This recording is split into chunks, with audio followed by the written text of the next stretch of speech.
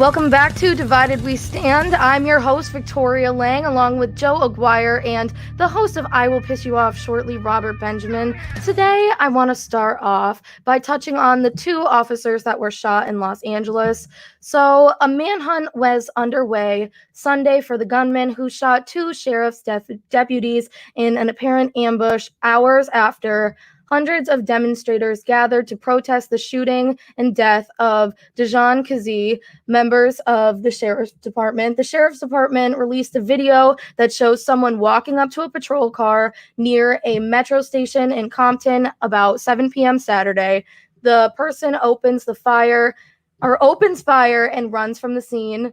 One of the deputies said it was a 31-year-old female and 24-year-old male, and they were shot multiple times, but they were able to radio for help, so they were able to get help. One officer added, "It pisses me off. This was a cowardly act." Both were hospitalized in critical condition at St. Francis Medical Center, and this caused even more protests. People were gathering around the hospital screaming, "I hope they die," and a lot of stuff like that, and two people ended up being arrested. I just want to know what you guys think about this, because incidences like this just keep occurring around the country, and it does nothing but take us away further from like a hopeful place of unity and where everybody can be equal. And with everything going on, why have we only seemed to regress as a society instead of getting better? Why is this kind of stuff still happening? And what can we do in our everyday lives to fix this kind of stuff? What can we tell our friends and our family to stop spreading misinformation? Because I feel like that may be the root of this all.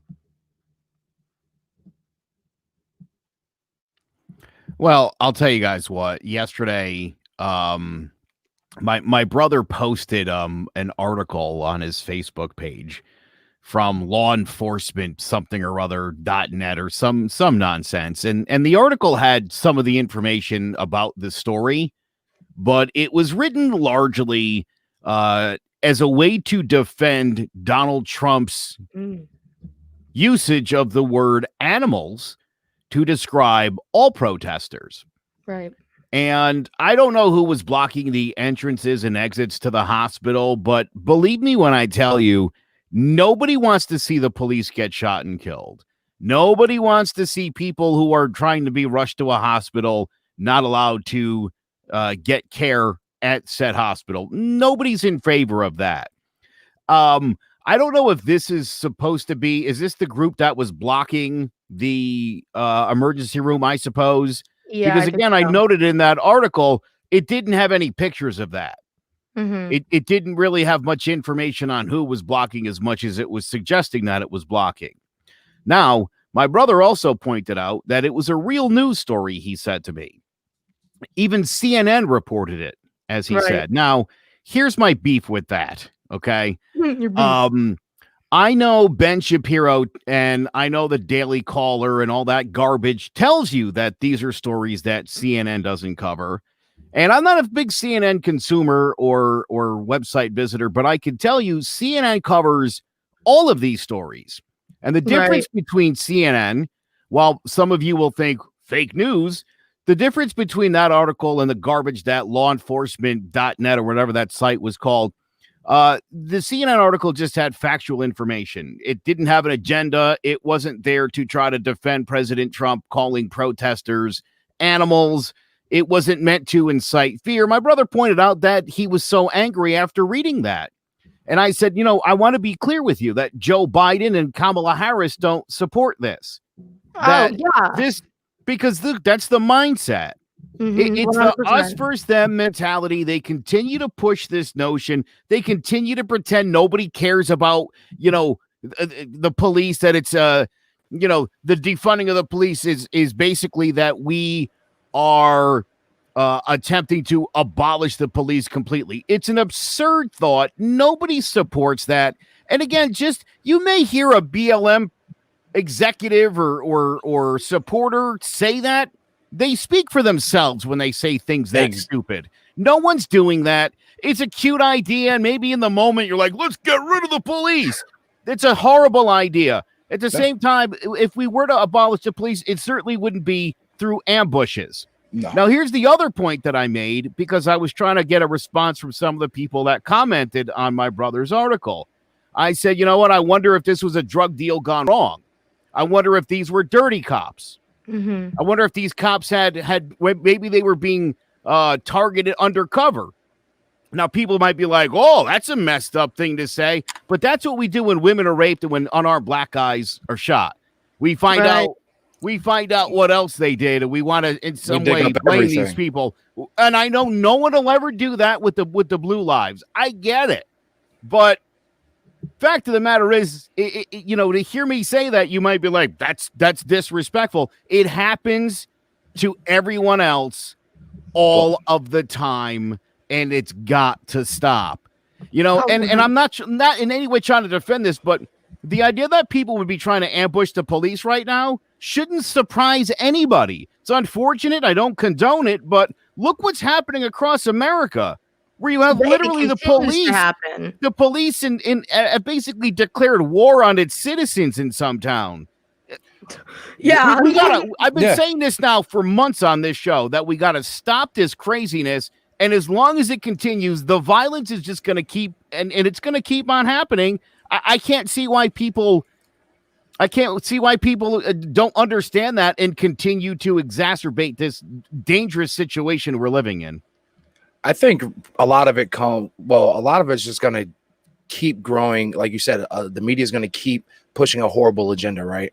So now you have a lot of new outlets that are so accessible to any kind of writer, right? So instead of them being sticking to the facts, like you said, like CNN did, they're putting all of their emotion into this, and it's portraying, and it's easily ate up by either side. So whether it's an article that's given a reason why they would do this, for some outsane reason why they would do this, even if it was a drug deal gone bad or whatever, but even on the opposite side, looking into it as they're going to try and depict this to be the worst situation possible. But here we are. They don't want to wait until the story plays out. If we say, hey, we got to wait to get all the facts. No, these are thugs. And this is we got to keep, we got to keep the same energy, right? We got to wait for the facts. Now, I will say this. I really don't think anybody's out there just trying to hunt for cops, because that's probably the dumbest thing possible, right? But if this is one of those scenarios, this is horrible, because I'll say this, as the agenda of trying to push the racial inequalities and racial disparities that we have in this country, it really sets the tone back, because now this kind of action builds a higher wall of ignorance and dismissal for the other side. So now Black Lives Matter, they're gonna be like, well, look, you guys are just out here murdering police. I'll give you an example. Yesterday, I was at a Glastonbury protest, and one of the guys made a good point, right? Glastonbury, after the protest, kind of got a little bit heated because yours truly got there and turned the party up. They kind of blocked the area off, and then just the police were kind of like starting to add around. And I see a sign on we'll say the BLM side, because I'm really trying to separate a lot of this stuff from the political nonsense, right? But on the BLM side, it's like it has a pig, it has a drawing of a pig, a head of a pig on the knife, and it's dripping.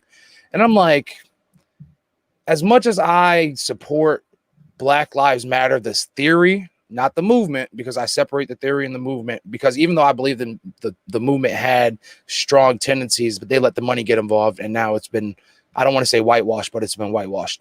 But anyways, I support the theory. It takes away from the grand scheme of things. Yes, there's social injustice and racial injustice with the police system, but if something were to happen right now, who do you think the police, based off of that, what I'm saying? Like, we can't try and fight fights with, we can't fight it with vinegar. We got to kind of fight it with honey at least. And like, not attack everybody, even though it's a strong movement.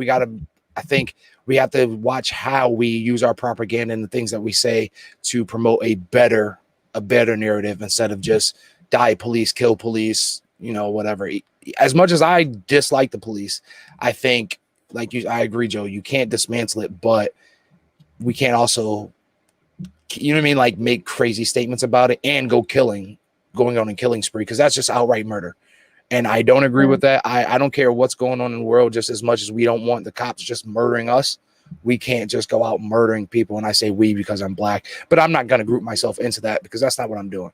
But yeah. I'm the rare species of human who is pro law enforcement and pro BLM. It's possible to be both, and to also have an expectation that the police stop killing people wherever possible. I think you can have all of those opinions. Attacking the police and assassinating the police would only make this worse. And of course, look, we all here are of the same mindset that the overwhelming majority of policemen do a good job every day and go out there and make a difference in their community. And it seems within every police force, there's a handful of people, and the police force knows who they are. It's the same guys who are, getting internal affairs investigations a couple times a year or every other year, who have incidents of, brutality, roughing people up. And so we know who these guys are. And, I had said a couple weeks ago, I know a lot of these guys, a lot of police officers around the country have been resigning like en masse. Just everyone wants out. And to that, I say, and I've said this before, say it again, the ones that are leaving, yeah, probably, they probably know that their time's coming because of their present behavior and past behavior. Right. So if we have to clean house and start over with the police, that might not be the worst thing in the world, because there's certainly a lot of problem officers out there. Again, this is in no way to condone what happened to the police, but when you have two sides going at it, again, just like when you see at the police brutality protests, when the police suddenly just get pissed off and bum rush and start cracking people in the head or shooting plastic bullets into crowds. It's the same thing. You get a little upset, you get a little fired up, and this is where you see the violence spilling out in the streets. That has got to stop. Yeah, definitely. I think a lot of the times, going back to kind of what Robert was saying about the propaganda and stuff, about how everything seems really outrageous and how that kind of just makes the left and the Black Lives Matter movement kind of just look worse. To that, I kind of just wanted to say that I think that it is because when you look at the entire Trump organization and Trump supporters, that is their entire scheme. That is how they get supporters, is with outlandish and ridiculous sayings and behavior and stuff like that. And I feel like that's what really sets them apart from everybody else. And I feel like we are kind of feeding into that almost. And I think it first kind of started when we saw Kathy Griffin kind of get canceled for holding up a dripping in blood Trump head. And if y'all remember that. But I love that picture. But her career was really in question after that picture was Thanks to him. Thanks to him, even though that's his entire campaign. Exactly. So do you think that on our side it might be pushing people away rather than gaining supporters in? And I just find that interesting. I do. I think especially as far as allies, it can kind of really push it away and be I don't know if I want to be a part of that. If they're out there, if they are out there, and once again, category, if they're out there killing people, or if they're out there killing cops, I think it's one thing to fight for injustice. And then it's another thing and once again, unfortunately, it gets associated with BLM that because it's unfortunately, two black people, they're killing cops. That's the movement right now. So that it's going to get tied into it instead of being they probably weren't part of BLM. This is probably just some young, ignorant assholes that don't know what they're doing and trying to make a statement and made the wrong statement. And yes, they need to be held accountable just as much as anybody else, just like Kyle Rittenhouse, whatever his name is, or anybody else that murders somebody or attempts to murder somebody. It doesn't excuse that behavior, doesn't excuse anything. Just the same way that if it was somebody that went up in a projects in Chicago, I would be condemning them the same way, because none of this helps any movement. I completely agree. Right now in this country, support for Black Lives Matter among black people is at 86%, with 71 strongly supporting the movement. For Hispanics, it's 77%, with 42 strongly supporting the movement. Amongst Asians, it's 75%, with 39% strongly supporting the movement. For whites, it is 60%, and a mere 31% strongly support the movement, which means that 2/3 of Americans are either meh or are against it. I want to say that probably by day 60 of the rioting, I think a lot of white Americans were that's enough. Again, they value the destruction of property so much more than they value the lives of minorities. Plain and simple. I won't say what I think that means for them, Rob, but we could talk about that on your show tonight. Yeah, that's the in a perfect segment, platform. Victoria, we call, yep, that's racist. There's no other way around this, that if you value buildings, and look, we just had a building that I know a lot of people just a couple of days ago, they'll never forget that building was the worst thing that ever happened. Sometimes I think people get more caught up in the building than in the 3,000 people who lost their lives that day. Yep. Right. I do. I really do feel that way. I saw people posting that were like, make sure you don't forget. Who would forget 9/11? Like, what are you talking about? And again, why is one side trying to claim 9/11 like it's their own thing? We all suffered through that. It was bad for everybody. Because you're so. Oh, go ahead, Lisa. I just found it kind of ironic that everybody was posting for 9/11. But when all these people are getting killed on the street, where were y'all at? It's just crazy how some people's deaths are important and should be accounted for, and everybody, it's just a really big deal. And also, I kind of wanted to touch on all of the discrimination and everything that Muslims faced, or anybody who was perceived in America as a Muslim or Middle Eastern. Middle Eastern. I was about to say anything. Middle Eastern. We're not even going to say, yeah. Literally. And I feel like nobody's really talking about that. And if that was talked about, it was discredited and seen as hateful, and you're taken away from 9/11. And I just completely disagree. I with the 9/11 thing, there's a couple of different key points that you both said. Imagine one thing I want to say when we say property, right? We look at property, we spent all that money, everybody donated fundraisers and funds to rebuild a building. The price of that one building was more than the price of both of those buildings combined. But what really efforts other than small, I shouldn't say, well, in the grand scheme of things, small monetized to families, to the firefighters, to everything else. So imagine if we said, okay, we don't have to have this luxury monument and another building that's way better, and we actually put it to these families instead of valuing property.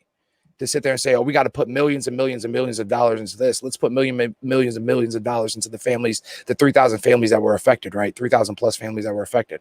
And then we go to the same thing of you hit on the Muslims or Middle Eastern. I don't want to just say Muslims, because just because you're Middle Eastern doesn't mean that you're necessarily follow that faith, right? But that's the heavy populated faith there, right? Right. You can be Muslim after pretty much that day. That was just a free for all. A free hatred if you were Muslim in America, and it was wrong. Growing up, I think I was in eighth, ninth grade at the time, and literally we had one Indian kid who everybody loved, and literally just like that, everybody hated him. Well, I would say the majority of the school hated him just because he was Indian, and nobody understood what the hell was going on. But guess what? All that fear was still instilled from the children, because the day after, when everybody's going back to school, all they see is Muslim, Indian, Middle Eastern, and not classifying what it really was. So that ignorance carried right on to not only just white children, black children, Hispanic children, just because he was Middle Eastern.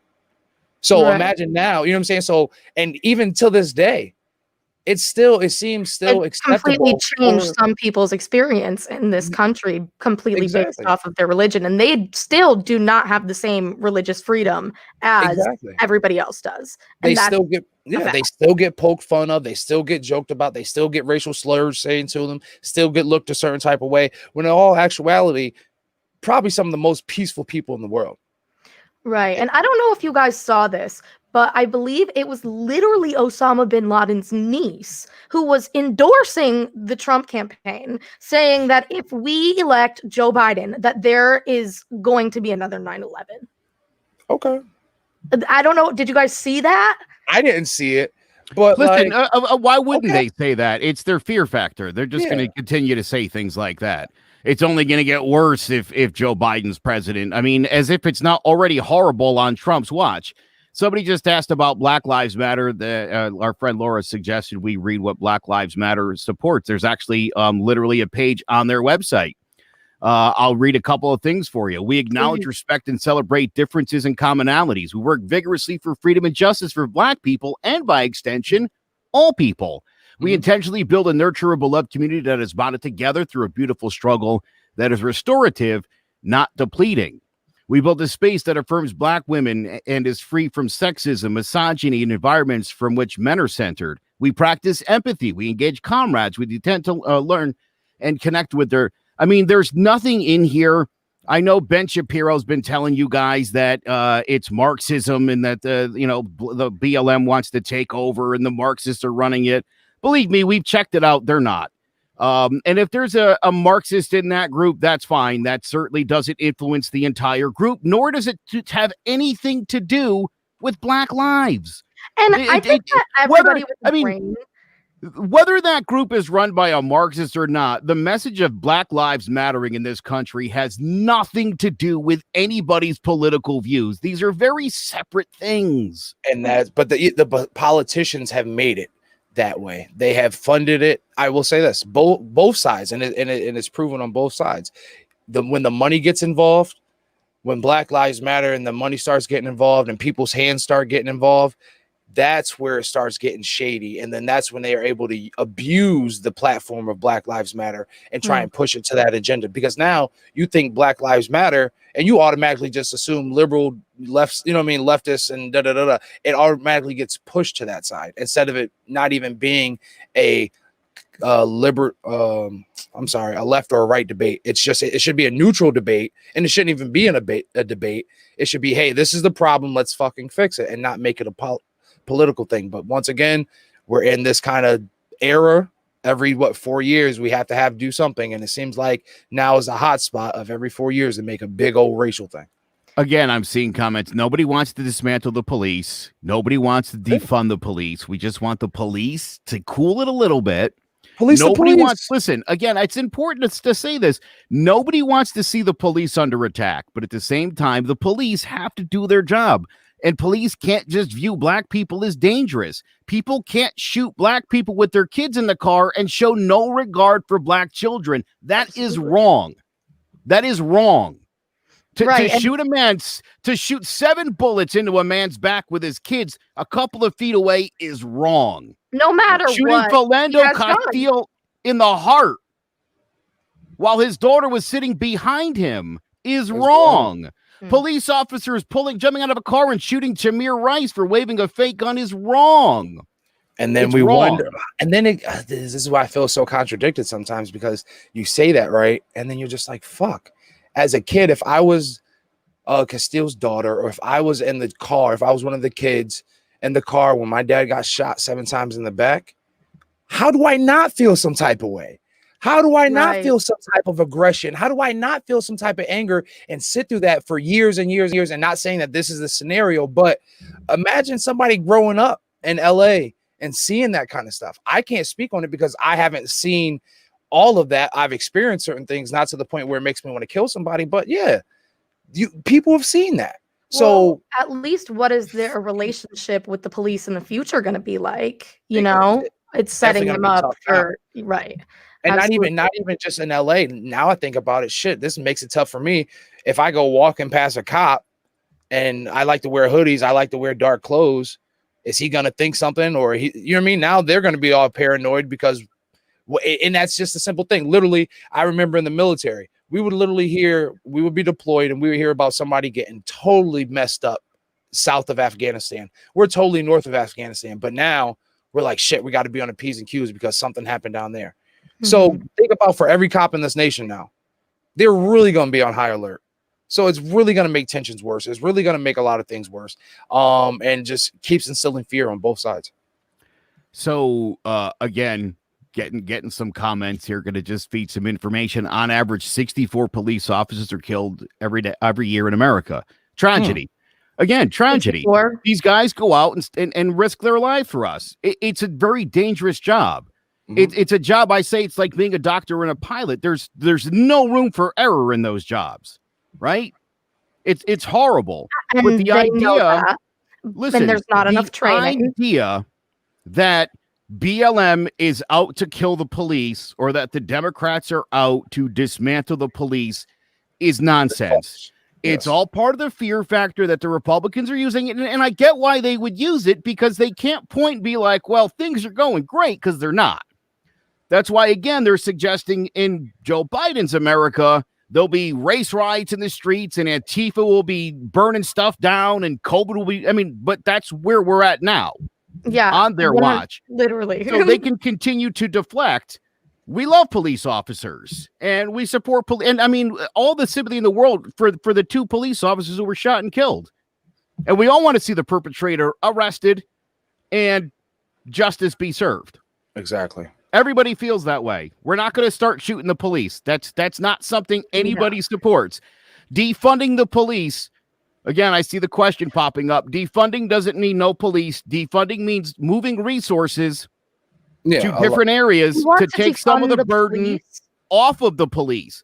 The police don't need to be entangled in domestic violence situations. That's something for a trained counselor to take care of. So we're looking to make the police lives easier and less dangerous, and to not put police officers into situations where they have to play therapist to a couple. That's not something they should be involved in. So we want to make their interactions with the community a little less aggressive. And then that's the idea of defunding. And then to go along with that, defunding also means defunding certain things in that department and maybe reallocating it to better services. So, for example, New York PD, they had their different SWAT teams had tanks, police certified, city certified tanks that have been out of commission for 15 plus years. But guess what? They still have to pay mechanics to service those things annually. They still have to pay for, certain things to get done and fixed, whatever the case may be. That's like a $2.5 million budget that they waste annually for tanks that they're never going to be able to use. Literally, it says that they can't use them anymore. So defund those programs, get rid of those tanks, allocate that money to either more police or other situations or other programs that will better and take the load off of these police officers. You look at a police officer, he has to be, what they believe already, judge, jury, executioner, but then they also have to be a psychologist. Sometimes they also have to be a protector. Sometimes they also have to be a babysitter. Sometimes they also have to be transportation. Sometimes it's like there's so many other things that you can either allocate to the department or to allocate to other services or funds or departments or other services, I should say, and the defund movement. It's not just taking away money. It's taking away and restructuring. So think of it as, if you want to call it restructure or whatever the case may be, but that's what it is. We're not taking away or trying to take away police. Right. And I would say, if anything, we're kind of putting more into it, and I feel like that's what we need to do. I think we need to increase training, which we have all the fundage to do, even if we defund the police. And I just think the body cams and all that kind of stuff, that still is not being enforced everywhere, because as you can see, so many of these incidences would be cleared up and cut and dry if the body cams were on and functioning properly. So well, I'd also like to clear up something else. Again, seeing a lot of misinformation through the comments. Detroit's not the murder capital of the world anymore. Neither is Chicago. They're actually both barely in the top 25 at this point. There's actually 3 Republican-run cities in the top 25. Worst crimes. And, it's not. Here's the thing. I was just reading all the top political scientists say to connect violence to a political party is ridiculous. Violence is tied to poverty. And when people are in poverty, they're generally voting Democratic because they're looking for social services to help them get out of it. And then Republicans come along and pull the plug on that and set them back.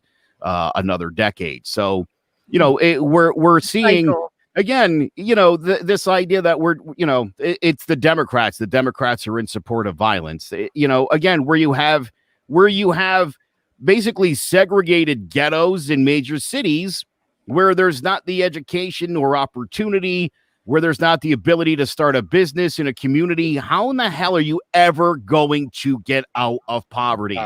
I found with a lot of Republicans at this point, they sort of understand that the poverty cycle needs to be broken and that the only way to do that is through education. The only way to do that is by giving people health care so that people could take care of their basic human, basic human needs. That's how you end the cycle of poverty. You want people to stop selling drugs? There's got to be jobs. There's got to be opportunity. Legit jobs, not bullshit. Again, we talked about this on your show the other night, Rob. Everybody that's, Chicago is 3 square blocks of Chicago where all of those homicides are happening. Chicago's beautiful. They've got lovely beaches. It's not a war zone. It's just misinformation. It's not true. I see the socialism concerns are coming up. Nobody's talking about Venezuela. That's not socialism. Socialism's what they have in the Nordic countries, the best countries on the entire planet for happiness, health, wealth, and everything else. They all practice democratic socialism. If you think that Joe Biden and Kamala Harris, whatever they're doing in Venezuela, I mean, give me a break. Stop that. Again, it's misinformation that's being fed to you by the evil right-wing media that preys on you with fear and misinformation. It's all that's happening. The information is there. Everybody can Google it. They're forgetting about the balance of power as well. Like I feel like a lot of conservatives or Trump supporters feel like Biden and Harris are going to get into office and then it's a free for all. Guess what? There's still a structure that we have to abide by as a country, right? There's still a balance of power. I'm pretty sure that the Democrats are not going to get both House and Senate, right? I'm pretty sure if I was a betting man, I don't know who would get what, but somebody's going to run something, right? There's a balance of power. So let's stop acting like this is the end all be all. And then even I saw in the comments going on, just talking about like Chicago and how the crime rates are rising, right? This shit that hasn't just started in Chicago or hasn't just started in Detroit or any of these cities, New York, LA. This has been going on.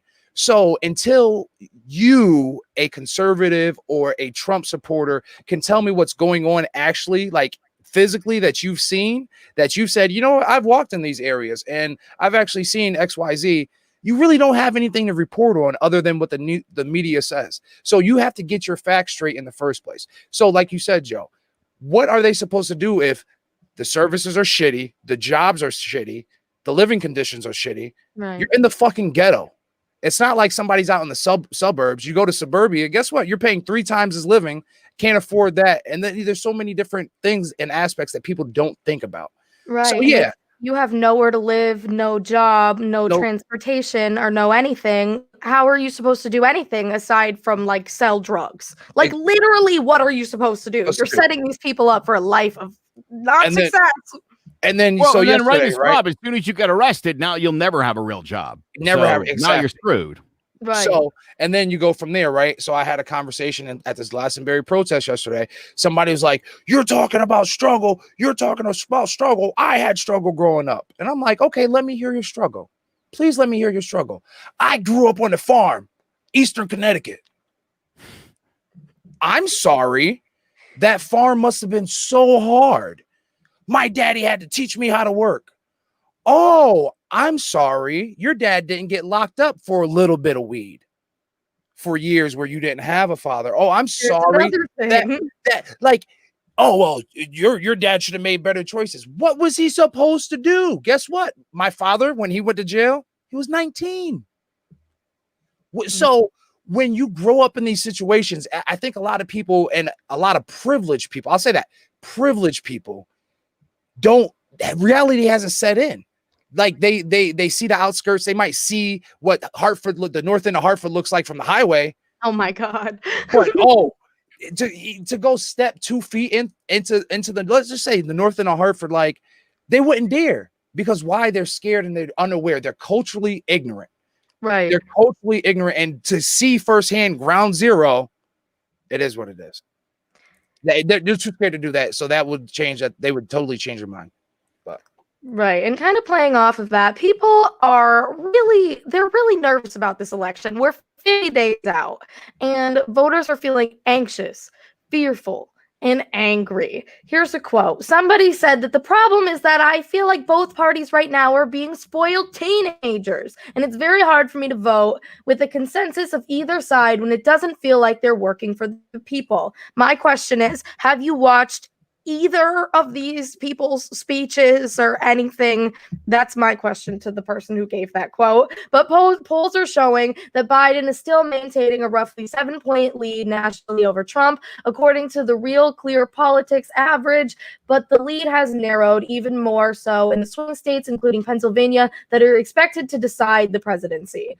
That means that both campaigns have a lot riding on the voters, like the one who gave this quote, who have yet to make up their minds. So, the Republican president and Biden, his Democratic rival, have two main tasks to motivate supporters and cast ballots over dwindling pocket of undecided voters. In your opinion, who's doing a better job, Biden or Trump? And this kind of goes back to like the outlandish campaigning, because they use very different strategies in doing so, but it is quite concerning that Biden's lead is going down as the days go down as well. Well, I will say this. I find neither candidate to be particularly inspiring to anybody for anything. And I think that's important. Just the idea that nobody is excited for these two. I don't know many Democrats. I know a handful of Democrats that are like, I wanted Biden. That's my guy. And I know a few people who are still standing by Trump, but by and large, I'm finding more and more people are sort of over him. I've been hearing a lot of that. I wish he wouldn't tweet. I wish he wouldn't talk. I wish he would just stay off TV. I know there's a lot of Democrats that think that as well. I would say right now, the winners in messaging are the Republicans and Donald Trump. They've got people convinced that he's going to slaughter Biden in the debates. Donald Trump needed to take a cognitive exam at the request of his doctors at Walter Reed Airport. And then the big conversation was, well, let's make Joe Biden take one. Nobody ever asked Joe Biden to take one, not his doctor. And that should be concerning for everybody on the planet, that the American president was forced to take a cognitive test to make sure that he still has his wits about him. Because there's a lot of days, I think we can all agree, where he doesn't really seem like he knows what he's talking about. A lot of time. Now, I've seen 3 really great videos of Joe Biden that were edited together to make him sound like an idiot. Kudos to the right. You have a lot of time on your hands. But when the debates actually happen and you don't have just Donald Trump telling you he's going to win, I think he's going to look like a fool. He's going to have a really hard time explaining why Joe Biden's America is going to be so bad when, in fact, it's his that's already on fire and ravaged with COVID.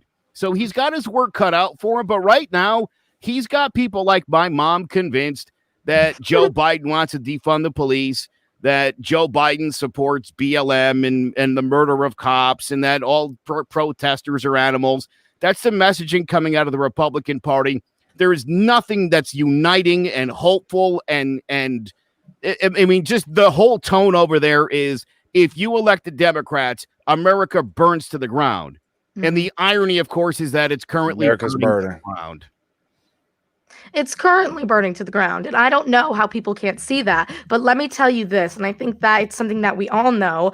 If Trump gets elected again, and this obviously continues to happen, everybody's going to pretend like it's great. Trump supporters are just not, it's never going to be Trump's fault. No matter how long he's in office, no matter how long we let this asshole just run his mouth for and give him a platform, it's never will be his fault. Have we not learned that? Well, nothing more could be done, as President Trump told Bob Woodward. Look, we're at 194,000 deaths from COVID. In several press conferences over the last week, the president has done everything he can to completely avoid taking any responsibility. while pushing misinformation, which he said he didn't mean to cause a panic, to which I say, do you remember before the 2018 midterms when the president told you that caravan of Mexicans was coming to kill and rape your family? Literally, what was that about? I'm pretty sure that was typical Trump, just trying to create a panic. So this idea that he was not trying to cause a panic is hard to swallow.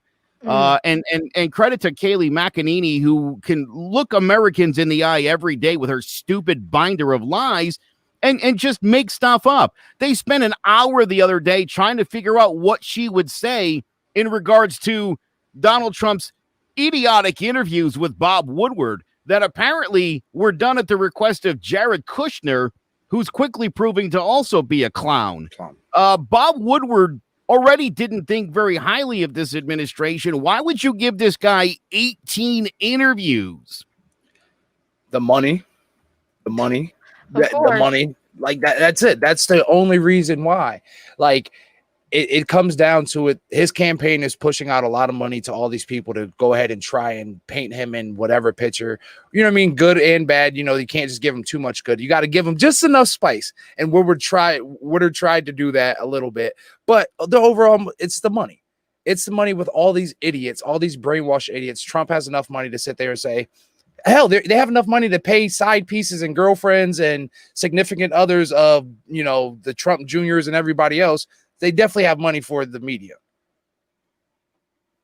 Well, yeah, but I think that that's the biggest thing with this country is that we have the money to do a lot of things, but what we actually put our fundage towards is no good.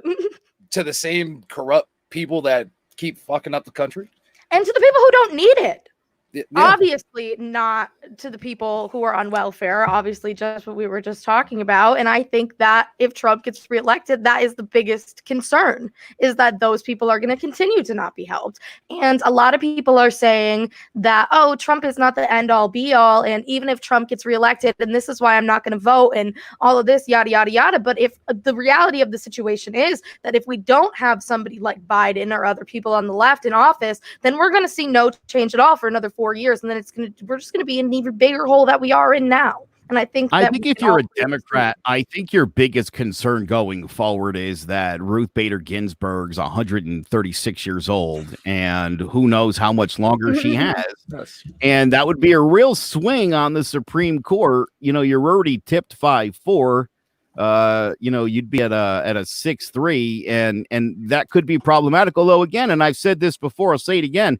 Both Justices Kavanaugh and Gorsuch have done an amazing job on the Supreme Court. They have followed the letter of the law as they testified that they would do, in between Kavanaugh crying like a baby.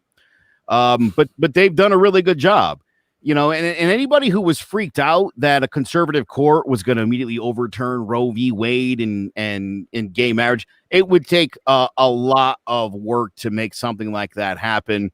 You know, again, once there's precedence in courts, it's really hard for a judge to rule the opposite way in those situations. So, you know, can Donald Trump continue to destroy America? You know, again, things are bad, obviously, with you know, riots in the streets and COVID raging out of control and the economy tanking and unemployment through the roof. But hey, you know, I mean, and not for nothing, Rob and I have been talking about this a lot. Rob and I are invested in the stock market. And I hear so many Trump supporters that are like, well, look at the stock market. And, you know, come to find out, 83% of the wealth is owned by 3% of people. So no one's really sharing in all that.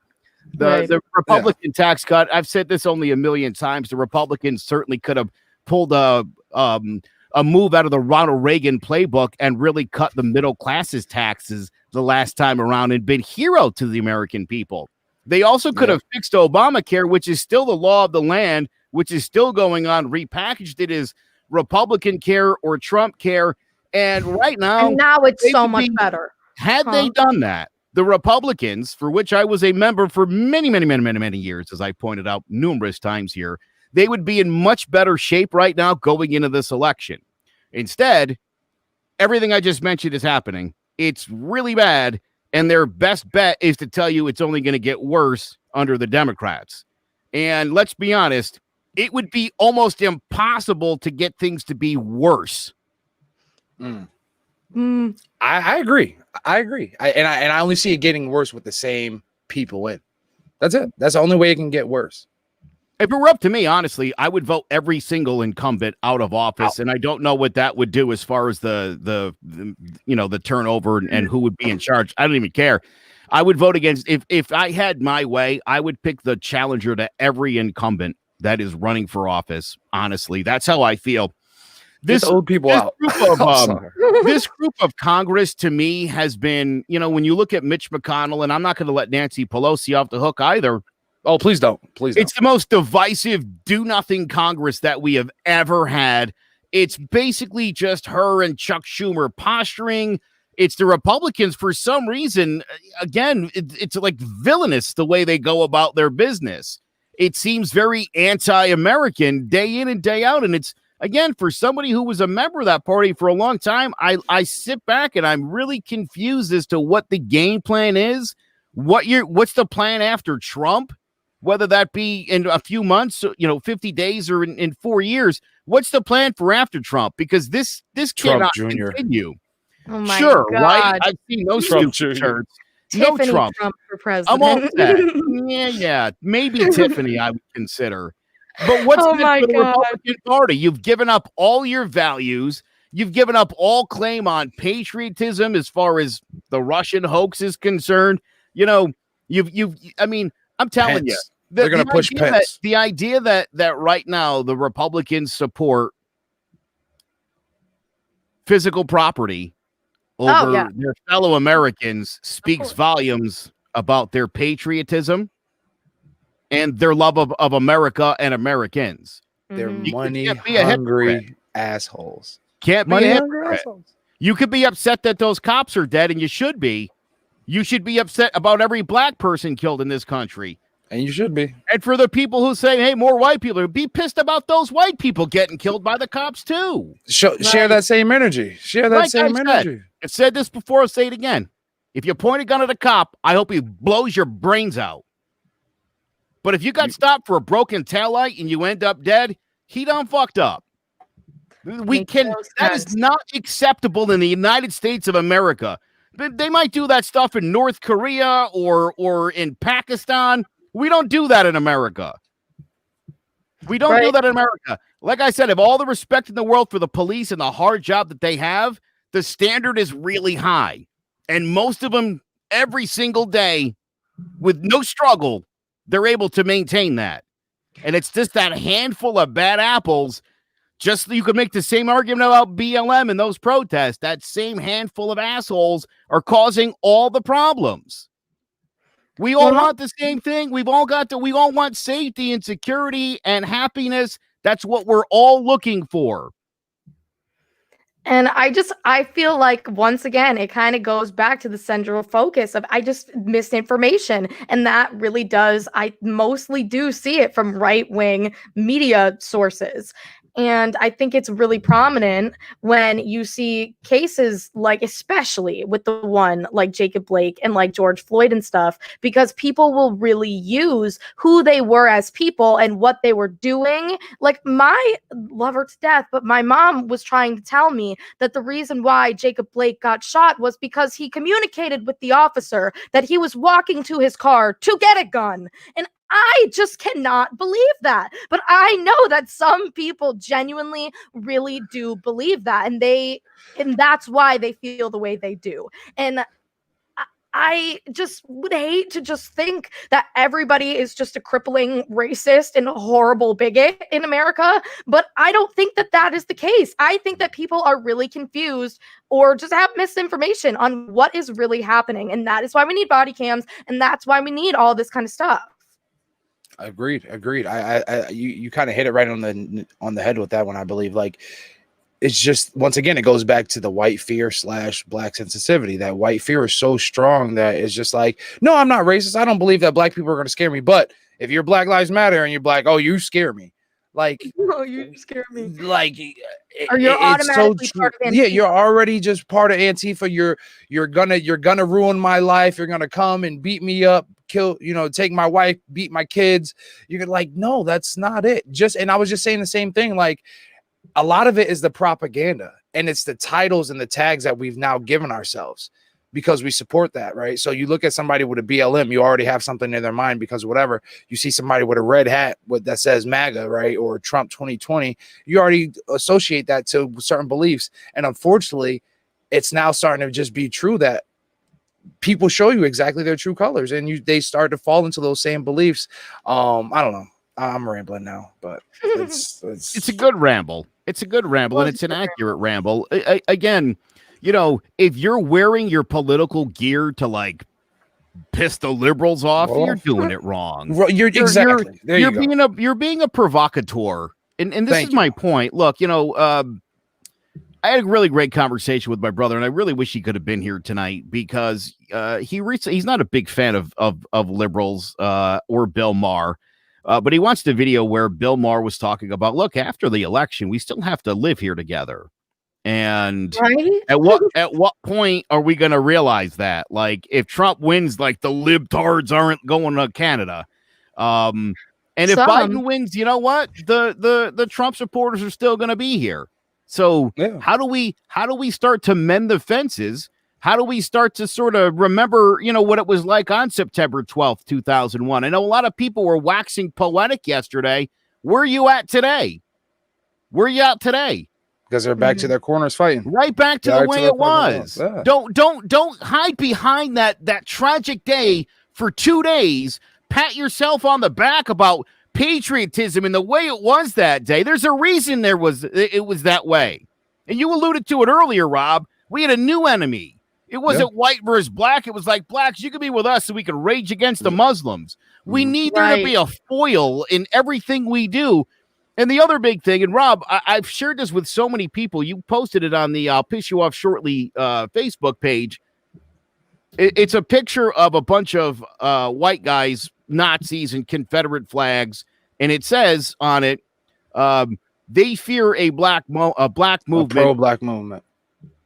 Because they think it's anti-white. Because every anti-white movement has always been anti-black. Well, every pro-white movement has always been anti-white. I mean, anti-black. Anti-black. So yeah. So a pro-black movement must be anti-white in their minds. And that's totally not the case. They're like, well, why do you have to make that the key thing? Black. Because black has been so down for so long that yes, we take pride when we're the first black owner or first black person in office, or we're the first black person in our family to actually be successful. We're the first black person, or we're just black and we created a business in a predominantly white area that it was hard as hell for somebody to work in. You know what I mean? Just to work to get that location because they're black and we weren't educated the right way. Like, so fucking what? We're proud to be black. And it completely lacks empathy, Rob, to be like, well, maybe you guys should like buck up and work harder. That misnomer that black people haven't been successful in America because they're lazy. Yeah. As opposed to slavery, Reconstruction, Jim Crow, civil rights movement, war on poverty, war on crime. All of these programs that were put into place mostly by Republican administrations, at least since the turn of the century, that were meant to keep black people in their place. And we'll definitely get into that deeper on my show. I'll piss you off shortly because that was definitely a key moment.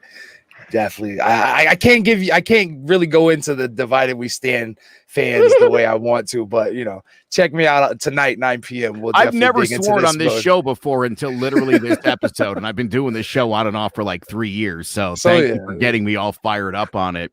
Look, here's the thing.